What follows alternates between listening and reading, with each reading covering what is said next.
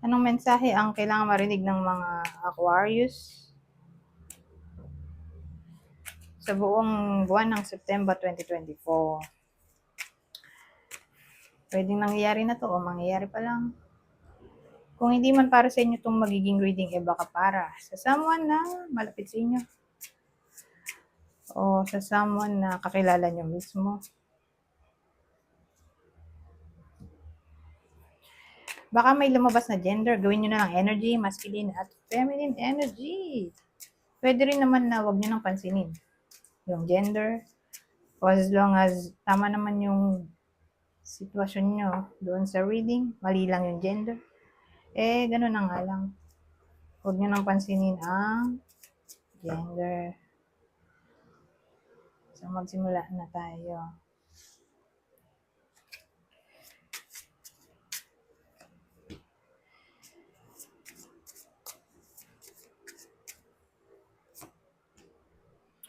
Oh, ano to?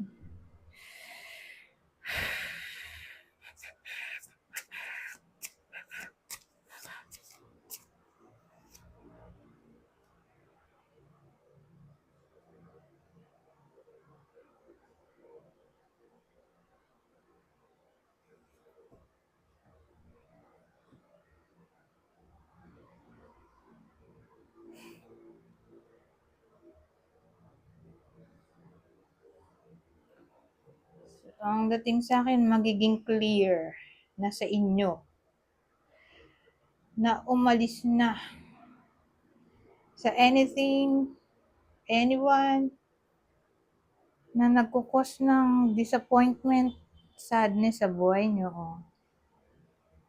So, ganun. Para bang magkakaroon kayo ng clarity dito. At mukhang isasagawa nyo yon. Kasi success na to, Confidence. Kasi mahirap naman talaga, di ba? Mahirap mag-move on. Mahirap layuan ang someone na yun nga, napamahal na sa atin. Kaya lang, for some reason, naging toxic ba? So, pag ganun, hindi na siya, hindi na pwede siya sa buhay natin dahil matotoxic tayo. Na para bang kung sakali mag-e-effort yung iba sa inyo na isagawa yung realization niya dito.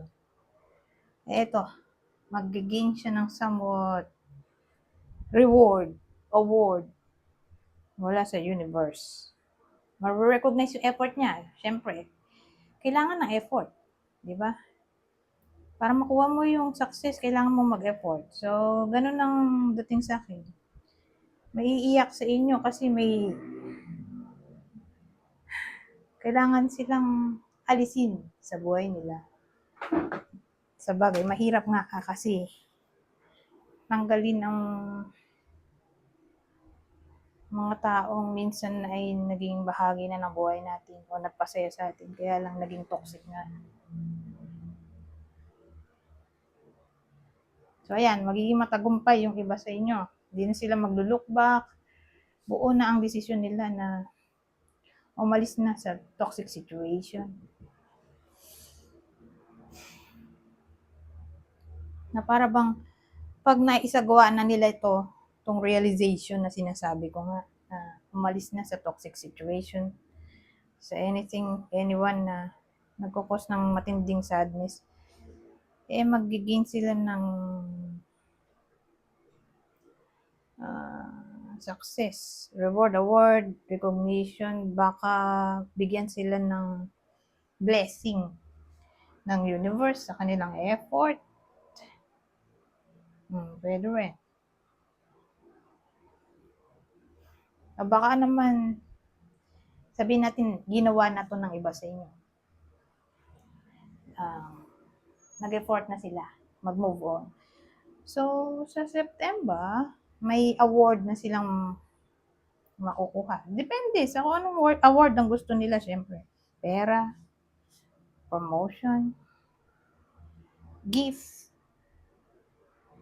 new job, o new relationship.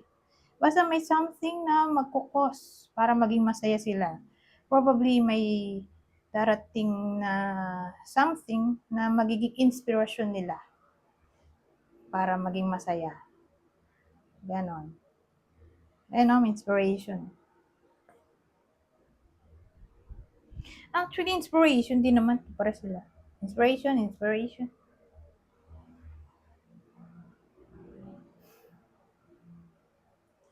O baka may ma-achieve silang something. Pwede rin. O ma-accomplish.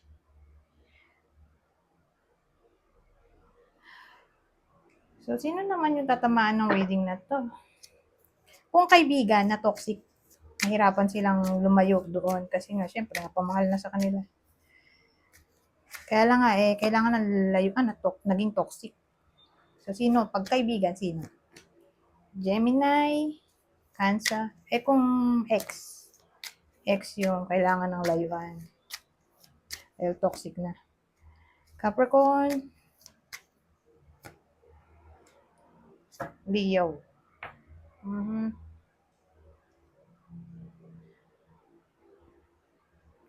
Excuse me. Ngayon, subukan natin to. Pero teka lang, kung kakilala pala, sabihin natin di tumama sa inyo yung reading, sa kakilala kaya, sinong tatamaan nito? Capricorn ulit. Capricorn, pero to kakilala naman. Capricorn, Cancer, Cancer.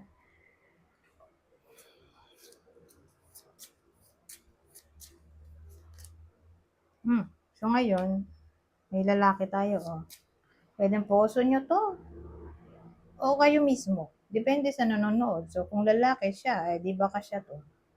Kung babae yung nanonood, di ba ka person niya to? O pwede rin. Kakilala in general. Basta lalaki. Ay, made-depress daw siya, Bakit kaya? My goodness. Ay, umiyak, Gloomy thoughts, card siya ng depression. O anxiety.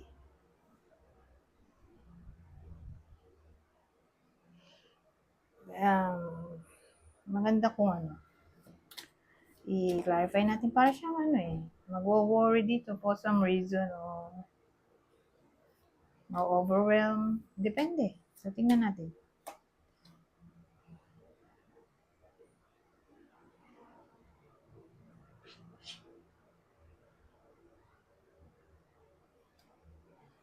Magician. Baka may gusto siyang i-manifest pero for some reason hindi niya makukuha.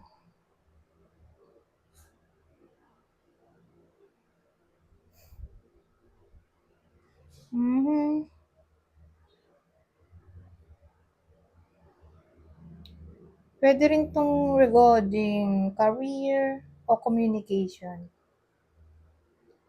o problem solving. Kasi Mercury. So, yung problema niya, hindi niya pa masusolusyonan.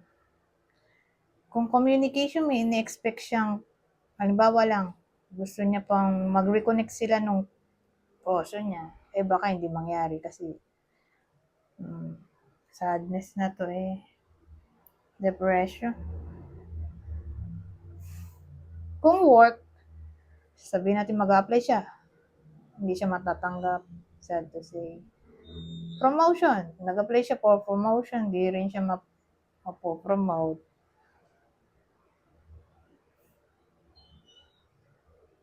Para bang yung effort niya hindi masusuklian.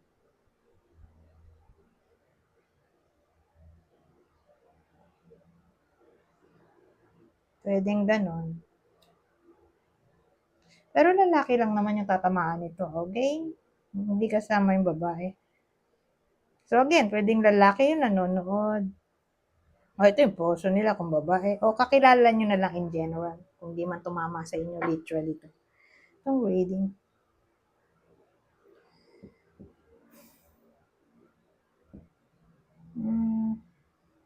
Kuha pa ba tayo? Sige. Kuha pa tayo. Wow, ito maganda. Unexpected money. Pero sana maganda rin yung susunod. Kasi, didepende yung mga cards sa isa't isa eh. Kino-combine natin. Oh, rich girl. Oh. Ito maganda. Para sa babae. Kanina, malungkot para sa lalaki. Pero ito maganda para sa babae. Kasi nakita naman natin, unexpected money. Eh, ibig sabihin, magkakapera. Unexpectedly, yung babae. Kaya lang, sa case na to, kung ganyan. Kasi rich girl, kung di siya literally mayaman. Kasi rich eh. Di siya literally mayaman na babae. Eh, sabihin natin, may permanent job. Hindi man kalakihan yung sahod, pero permanent yung job niya. May permanent source of income. Oh, sabihin natin, hindi basehan yung pera o trabaho. Pwede rin kasi yan sa someone na rich siya sa wisdom ba. Doon siya rich sa moral conduct, ethics,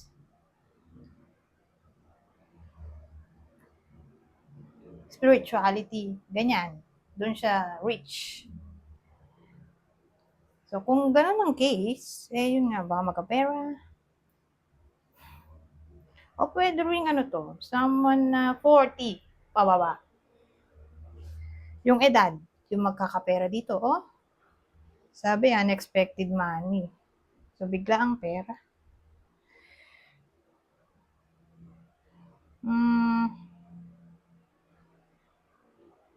Ano pa ba masasabi natin dito?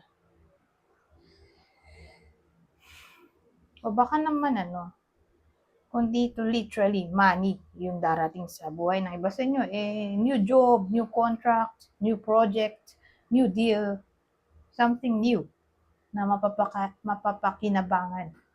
Okay, pero hindi ko sure kung kasama dyan yung ano, karelasyon. Mukhang hindi. Kasi mapapakinabangan materially eh. Ganun. So, tingin ko, swerte sa pera o career in general, pero hindi sa love. Yung topic dito. Swerte sa business, ganun eh. Para bang may increase sa sales, finances. Hmm,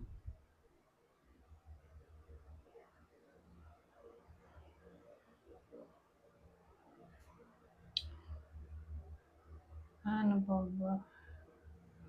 O baka mabayaran ang mga dapat bayaran, mga utang, mababayaran na. O sabihin natin may ginawang kabutihan yung iba sa inyo. Ito na yung payback time.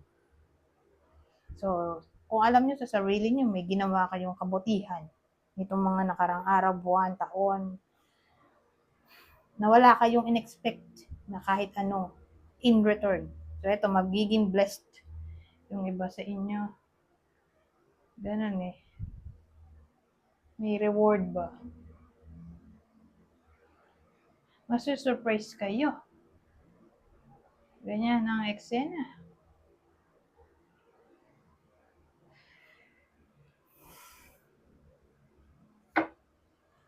Ano pa ba? Punta na ba tayo dito? Punta na tayo dito. So, ano bang ibang mensahe ang pwedeng masabi nito? Oracle deck to eh. So, pag ito yung ginamit ko, random yung lalabas. Pwedeng tumama sa single, pwede rin sa in a relationship. So, kayo na ang kumuha ng information na sa tingin nyo ay fit sa inyo. Okay? So, kuha tayo dito ng tatlo. Babasahin ko na lang. Dahil madali naman itong intindihin. Sabi dito, assertiveness. Stand up for your beliefs and only say yes if you really want to.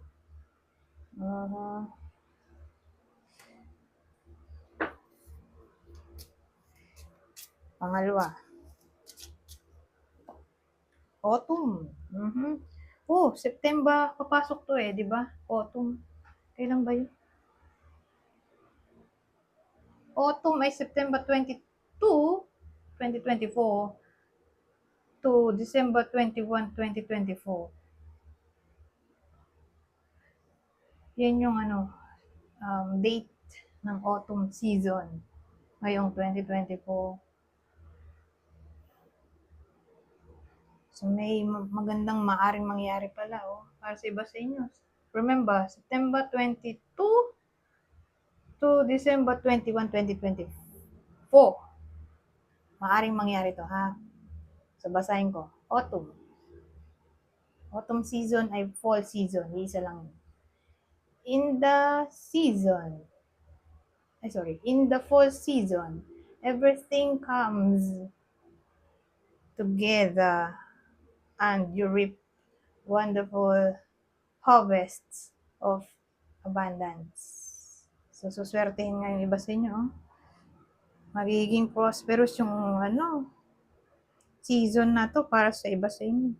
O karamihan sa inyo. Autumn.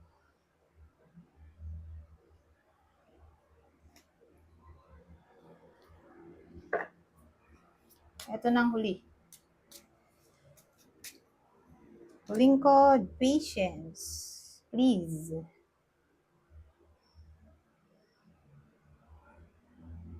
Basahin natin.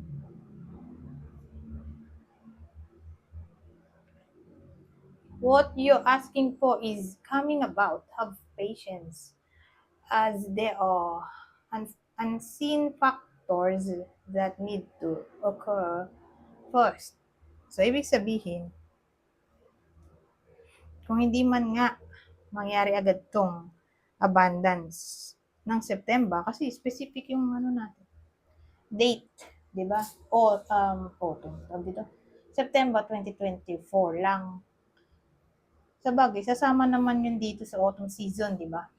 So, kung di nga daw mangyari agad tong mga sinabing reading dito na magaganda ng September, baka sa autumn season. Okay? So, again, September 22 to December 21, 2024. Kasi, para bang pinaghihintay yung iba sa inyo dito, na baka nga hindi mangyari agad. Pero don't worry, mangyayari naman. Hindi nga lang agad-agad. Dahil sa unseen factors dito na kailangan daw munang mag-occur bago mangyari itong abundance na sinasabi ko dito. Anyways, hanggang dito na lang. Goodbye for now.